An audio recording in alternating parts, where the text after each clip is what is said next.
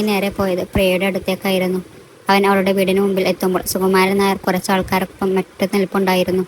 അതൊന്നും വകവെക്കാതെ ഉണ്ണി അകത്തേക്ക് ചെന്നു. പ്രിയ, ഇങ്ങിറങ്ങി വാടി, അവൻ ഉച്ചത്തിൽ അലറി. എന്താടാ, ഞാൻ ഇവിടെ മുഴുവനോടെ നിൽക്കുന്നത് നിന്റെ കണ്ണ് കണ്ടു കാണില്ലേ? സുകുമാരൻ നായരുടെ ചോദ്യം കേട്ട് ഉണ്ണി പുച്ഛത്തോടെ അയാളെ ഒന്ന് നോക്കി. എനിക്ക് സംസാരിക്കേണ്ടത് പ്രിയയോടാണ്, അല്ലാതെ നിങ്ങളോടല്ല.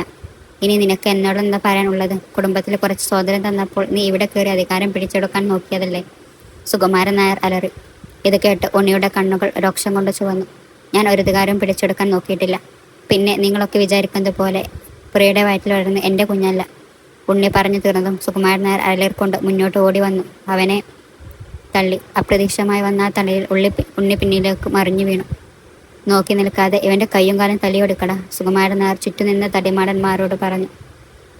അത് കേൾക്കേണ്ട താമസം അവൻ അവരെ തിളങ്ങും വിലങ്ങും കുതിരടിക്കാൻ തുടങ്ങി.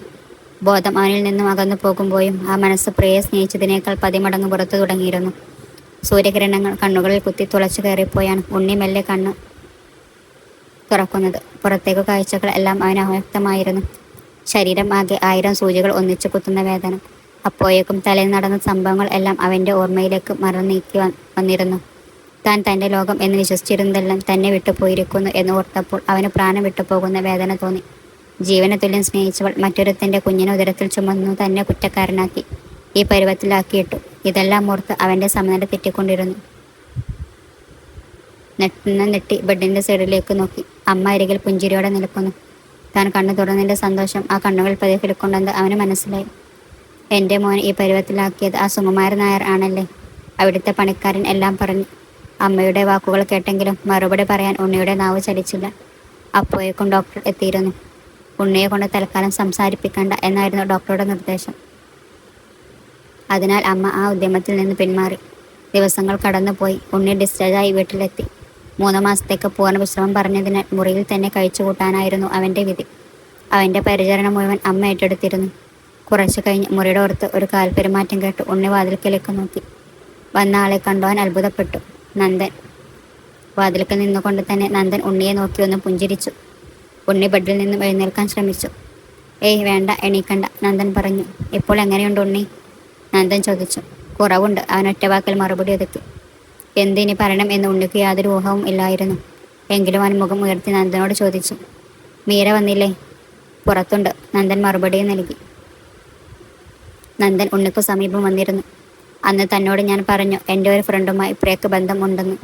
അതിന് അവളെ വിട്ട് മീരയെ സ്വീകരിക്കണമെന്നും അന്ന് താൻ എന്നെ കുറ്റക്കാരനാക്കിയ ചട്ടുകാരിക്ക് വേണ്ടി വക്കാലത്ത് പറയാമെന്ന ബ്രോക്കർ എന്നെ ആക്ഷേപിച്ചു. അവൾ കാരണം എനിക്ക് പ്രിയപ്പെട്ടതെല്ലാം എന്നെ വിട്ടു അകന്നു. എന്നെ സ്നേഹിച്ചവരെ മനസ്സിലാക്കാൻ എനിക്കായില്ല. മഹാപാപിയാണ് ഞാൻ. ഉണ്ണിയുടെ കണ്ണിൽ നിന്നു നിർത്തുള്ളികൾ പൊടിഞ്ഞു. ഉണ്ണി, താൻ കരുതുന്ന പോലടോ യഥാർത്ഥ സ്നേഹം. അത് ബാഹ്യ സൗന്ദര്യത്തിലോ പണത്തിലോ ഒതുങ്ങുന്നതല്ല. പണം കൊണ്ട് സമ്പന്നമായവരെ അല്ല, മറിച്ചുള്ളിൽ തട്ടിയുള്ള സ്നേഹം കൊണ്ട് സമ്പന്നരാക്കിയ വേണം നമ്മൾ സ്നേഹിക്കാൻ. ചിലപ്പോൾ അത്തരക്കാർക്ക് ബാഹ്യമായ പല കുറവുകളും ഉണ്ടാകാം. എങ്കിലും മനസ്സ് എപ്പോഴും കുറവുകൾ ഇല്ലാതെ പരിപൂർണമായിരിക്കും. ഉണ്ണിക്കറിയുമോ ഞാൻ എന്തിനാ മീരയുടെ കാര്യം പറഞ്ഞു തന്നെ കാണുവന്നതെന്ന്? ഇല്ല, എന്നാൽ നന്ദന് മീര ഇഷ്ടമായിരുന്നു. എന്നാൽ മീരയ്ക്ക് എന്നെയും. എന്നിട്ടും എന്തിനാണ് മീരയ്ക്ക് വേണ്ടി നന്ദൻ എന്നെ കാണാൻ വന്നതെന്ന് ഇന്നും ഉത്തരം കിട്ടാത്തൊരു സംശയമായി തുടരുകയാണ്. അറിയാതെങ്ങാനും ആ മുഖത്തേക്കൊന്ന് നോക്കിപ്പോയാൽ കുറ്റബോധത്താൽ തൻ്റെ ശിരസ് താഴ്ന്നു പോകുമെന്ന് അവനറിയാമായിരുന്നു. ഉണ്ണിയേട്ടൻ ഇപ്പോൾ എങ്ങനെയുണ്ട്? അവൾ ചോദിച്ചു. അപ്പോഴാണ് അവൻ മുഖം ഉയർത്തി അവളെ ഒന്ന് നോക്കുന്നത്. കുറവുണ്ട്, ശരി, റെസ്റ്റ് എടുക്ക്. അവൾ പോകാൻ തിരിഞ്ഞു. മീര, ഉണ്ണി വിളിച്ചു. അവൾ തിരിഞ്ഞു നോക്കി. മീര, ഞാൻ നിന്നോട് ചെയ്ത തെറ്റുകൾക്കുള്ള ശിക്ഷയാണിത്. മാപ്പ് ചോദിക്കാൻ പോലും എനിക്ക് അർഹതയില്ലെന്നറിയാം. എന്നാലും ചോദിക്കുക, എന്നോട് പൊറുക്കില്ല നീ? മീര അല്പനേരം ഒന്നും മിണ്ടാതെ നിന്നു. എന്നിട്ട് പറഞ്ഞു. ഉണ്ണിയേട്ടൻ കേട്ടിട്ടില്ലേ ഈ ഉർവശി ശാപം ഉപകാരമായെന്നുള്ള പഴമൊഴി? അതുപോലെ എൻ്റെ കാര്യവും. ഉണ്ണിയേട്ടൻ എന്നെ വഞ്ചിച്ചതുകൊണ്ട് നന്ദേട്ടൻ എൻ്റെ ജീവിതത്തിലേക്ക് വന്നു. അതിന് ഞാൻ അങ്ങോട്ടല്ലേ നന്ദി പറയേണ്ടത്? ഇത് കേട്ട് ഉണ്ണി തല കുമ്പിട്ട് നിന്നു. മീര തുടർന്നു. ഒരു സന്തോഷ വാർത്തയുണ്ട്. അതാദ്യം അറിയേണ്ടത് ഉണ്ണിയേട്ടൻ തന്നെയാണെന്ന് തോന്നി. എനിക്ക് നന്ദേട്ടനെ സമ്മാനിച്ച ഉണ്ണിയേട്ടനാണല്ലോ. അതുകൊണ്ട് തന്നെ ഒന്നും മനസ്സിലാകാതെ ഉണ്ണി അവളെ മൊഴിച്ചു നോക്കി. അവളുടെ മുഖത്തൊരു പുഞ്ചിരി വിരിഞ്ഞു. നന്ദേട്ടനും എനിക്കും ഇടയിലൊരു കുഞ്ഞതിഥി കൂടി വരികയാണ്. ഞങ്ങളുടെ സ്നേഹത്തിന് ലഭിക്കാൻ പോകുന്ന ആദ്യത്തെ ഉപഹാരം. ഇത് നന്ദേട്ടൻ പോലും അറിയുന്നതിന് മുമ്പ് ഉണ്ണിയേട്ടൻ അറിയണം എന്നായിരുന്നു നിയോഗം. ഇത്രയും പറഞ്ഞവൾ മുറിയിൽ നിന്നും ഇറങ്ങി. ഉണ്ണിക്ക് എന്തെന്നില്ലാത്തൊരു നിസ്സംഗത മനസ്സിൽ തളം കെട്ടി വന്നു. സരസ്വതി അമ്മയോട് യാത്ര പറഞ്ഞ് മീര ഇറങ്ങുമ്പോൾ നന്ദൻ മുറ്റത്ത് തന്നെ നിൽപ്പുണ്ടായിരുന്നു. മീരയെ കണ്ടതും നന്ദൻ അവൾക്കരികിലേക്ക് നടന്നു. എന്നാൽ അവൾ ഒരു കള്ളപ്പരിവം മുഖത്ത് ചാലിച്ചു അവനെ നോക്കാതെ മുന്നോട്ട് നടന്നു. ഡോ, താൻ എന്താ മുഖം വീർപ്പിച്ചു പോകുന്നേ? എന്നെ വേണ്ടി പോലും ചെയ്യാതെ ഇങ്ങോട്ട് വന്നപ്പോൾ ഒരു കുഴപ്പവും ഇല്ലായിരുന്നല്ലോ. പിന്നെ ഇപ്പോൾ ഇതെന്ത് പറ്റി? നന്ദൻ്റെ ചോദ്യത്തിന് മറുപടിയായി അവൾ മുഖം കൂട്ടി. ഡോ, എന്താന്ന്? നന്ദൻ വീണ്ടും ചോദ്യം ആവർത്തിച്ചു. ഇത് കേട്ട് മീര തിരിഞ്ഞു നിന്ന് നന്ദൻ്റെ മുഖത്തോട്ട് സൂക്ഷിച്ചു നോക്കിക്കൊണ്ട് പറഞ്ഞു. ഇവിടെ വരുന്നത് വരെ ഞാൻ പലതും അറിഞ്ഞിരുന്നില്ലല്ലോ. ഇവിടെ വന്നപ്പോൾ അല്ലേ പലതും അറിയാൻ പറ്റിയേ? നന്ദൻ മുഖം ചുളിച്ചു. എന്തറിഞ്ഞു ഞാൻ? നന്ദേട്ടൻ എനിക്ക് വേണ്ടി ബ്രോക്കർ പണിക്ക് പോയ കാര്യം. ഇത് കേട്ട് നന്ദൻ പൊട്ടിച്ചിരിച്ചു. ഓ, അതാണോ? അങ്ങനെയല്ലടോ ഞാൻ ചെയ്യേണ്ടിയിരുന്നേ. പൂവ, അവൾ പുച്ഛഭാവത്തിൽ പറഞ്ഞു. നന്ദൻ അവൾക്കരികിലേക്ക് ചേർന്ന് നിന്നു ആ കരം ഗ്രഹിച്ച് അവൻ്റെ നെഞ്ചോട് ചേർത്തു. മീര തൻ്റെ ഇഷ്ടങ്ങളായിരുന്നോടോ. അന്ന് എൻ്റെ ഇഷ്ടം താൻ വിഷമിക്കുന്നത് എനിക്ക് സഹിക്കാൻ പറ്റിയില്ല. ഒരു പക്ഷെ അന്ന് ഉണ്ണി തന്നെ കെട്ടുമെന്ന് ഏറ്റിരുന്നാൽ എനിക്ക് തന്നെ നഷ്ടമായേനെ. എന്നാലും തൻ്റെ സന്തോഷമായിരുന്നു എനിക്ക് വലുത്. നന്ദേട്ട, അവൾ നെഞ്ചിൽ തലം കെട്ടിയ വാത്സല്യമോയം സ്തംഭരിച്ചു വിളിച്ചു. നന്ദൻ അവളെ തന്നിലേക്ക് ചേർത്ത് നിർത്തി. അവൾ അവൻ്റെ മേകളിലേക്ക് ഉറ്റുനോക്കിക്കൊണ്ട് പറഞ്ഞു. നന്ദേട്ടൻ എത്രമാത്രം എന്നെ സ്നേഹിക്കുന്നെന്ന് എനിക്ക് പോലും മോഹിക്കാൻ പറ്റുന്നില്ലല്ലോ. ഇതിനൊക്കെ പകരമായി ഞാൻ എന്താണ് തരേണ്ടത്? ഒന്നും വേണ്ട മോളെ, നിന്റെ സ്നേഹം മാത്രം നന്ദേട്ടന്, അവൻ അവളുടെ നെറുകയിൽ തലോടിക്കൊണ്ട് പറഞ്ഞു. അപ്പോഴേക്കും മീര അവൻ്റെ വലതുകരം കവർന്ന് തൻ്റെ ഉദരത്തിൽ വെച്ചിരുന്നു. അവൻ ഒന്നും മനസ്സിലാക്കാതെ അവളെ നോക്കി. ഒരു ചെറുനാണം അവളുടെ വദനത്തിൽ തൊട്ട് തലോടിപ്പോയതായി അവന് തോന്നി. അവൻ്റെ മുഖത്തു നിന്നും കണ്ണു പറിച്ച് അവൾ കീഴ്പോട്ട് നോക്കി. എന്നിട്ട് പറഞ്ഞു. നന്ദേട്ട, നമ്മുടെ സ്നേഹത്തിനുള്ള സമ്മാനം എൻ്റെ ഉള്ളിൽ തുടിച്ചു തുടങ്ങിയിരുന്നു. സത്യം? നന്ദൻ ആവേശത്തോടെ ചോദിച്ചു. മീര നാണത്തോടെ തലയാട്ടി. നന്ദന് സന്തോഷം അടക്കാൻ കഴിഞ്ഞില്ല.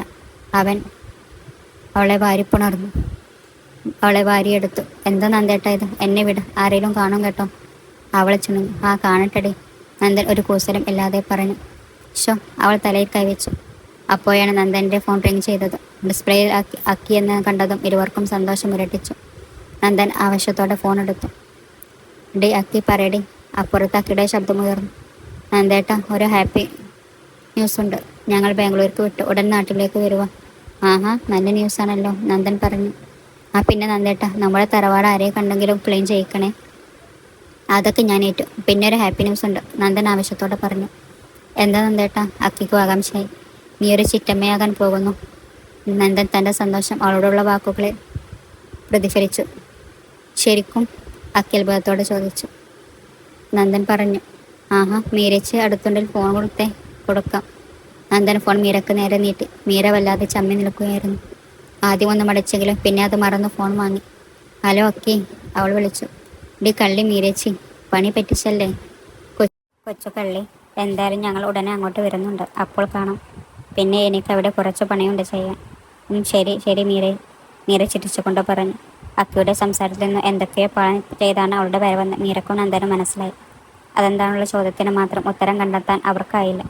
എങ്കിലും അതൊക്കെ തൽക്കാലം മറന്നു അവർ അവരുടെ കുഞ്ഞതിഥിയെ വരവേൽക്കാൻ തയ്യാറായി.